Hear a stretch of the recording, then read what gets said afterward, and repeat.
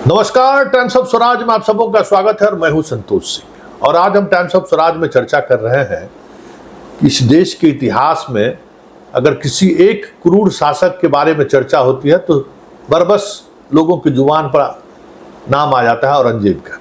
जी हाँ, औरंगजेब ने सत्ता के लिए अपने पिताजी तक को जेल में डाल दिया। लेकिन आज जब चर्चा होगी किसी ऐसे तानाशाह या यूं कहें कि इस तरीके के शासक का जो राजनीति की तमाम ऐसी धारणाओं को बदल दिया है, जो धारणाएं बिहार ही नहीं देश के लोकतांत्रिक व्यवस्था को लेकर एक अलग तरीके की राय रखती थी।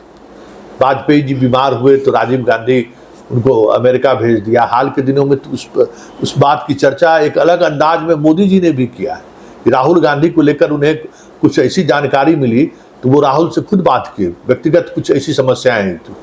तो ये इस देश की राजनीति का मिजाज रहा है। लेकिन जो चीज़ें जिस तरीके से बदल रही हैं, इसलिए आज हम कह रहे हैं कि औरंगजेब भी आज शर्मा जाए। आए तो सुशील मोदी बीजेपी के ऐसे पीढ़ी के नेता रहे हैं जिस दौर में बीजेपी इक्का दुक्का सीट जीतता था, लेकिन अपने तेवर के बदौलत, अपने प्रतिभा के बदौलत, अपनी राजनीतिक शैली की बदौलत बिहार में बीजेपी को उन्होंने खड़ा रखा। और एक दौर आया जब सरकार में आए, सत्ता में आए, और कहीं न कहीं उस दौर में सुशील मोदी जैसे सरीखे नेता की बड़ी भूमिका रही।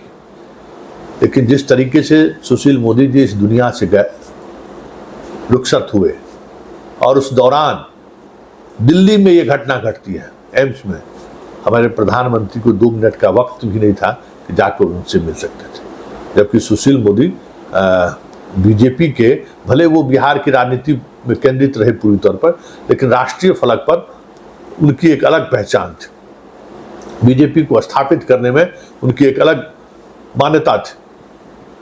और आज तो हद तब हो गई कि अमित शाह का पूर्व से निर्धारित कार्यक्रम था कि वो पटना में रात्रि विश्राम करेंगे, पार्टी कार्यकर्ताओं से भी बात करेंगे, और कहा यह जा रहा था कि इस मौके पर वो सुशील मोदी के परिवार से मिल सकते हैं।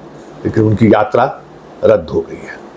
और रद्द होने के बाद ये चर्चा सरेआम है कि अमित शाह और सुशील मोदी के बीच जो रिश्ता था, हालांकि उस रिश्ते के लिए कहीं दूर तक सुशील मोदी जिम्मेवार नहीं थे, सुशील मोदी उस व्यवहार के रहे भी नहीं, लेकिन बिहार की राजनीति में जिस तरीके से हाशिए पर धकेलने की पूरी कोशिश अमित शाह के द्वारा हुआ, वो इस तरीके से व्यक्तिगत रूप से उन चीज़ों को ले लिए कि अगर हमें बिहार आने पड़ा, पटना में रहे, तो कहीं उनके परिवार से न मिलना पड़े। हालांकि जेपी नड्डा कल आए थे। जेपी नड्डा के आने का भी मतलब है, जेपी नड्डा पटना यूनिवर्सिटी के छात्र रहे हैं और उस दौर में सुशील मोदी उन्हें संघ और विद्यार्थी परिषद का कड़ा पढ़ाते थे। आज अलग बात है कि वो राष्ट्रीय अध्यक्ष बन गए, वो आए। लेकिन बाकी आप इस प्रदेश या इस देश की राजनीति कैसे बदल रही है, इसको समझा जा सकता है। क्या राजनीति में अब लोग व्यक्तिगत तौर पर कैसे एक दूसरे से इस तरीके से नफरत करने लगे, घृणा करने लगे, ये पहले कभी देखने को नहीं मिला है। इसलिए मैंने कहा भाई, आज औरंगजेब लौटे इस पृथ्वी पर तो इन नेताओं को देखकर शर्मा जाएगा।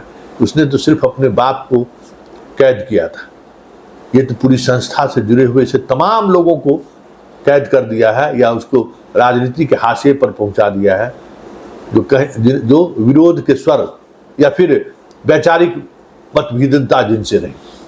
तो ये राजनीतिक कल्चर कभी इस देश में नहीं रहा है। लेकिन जिस दिशा में जा रहा है या देश को जिस दिशा में ले जाने की कोशिश हो रही है, आने वाले समय में केरल और बंगाल, ये 2 स्टेट ऐसे हैं जहां इस तरीके की हिंसा या इस तरीके से व्यक्तिगत घृणा की राजनीति होती है, वो पूरे देश में न फैल जाए तो कोई बड़ी बात नहीं।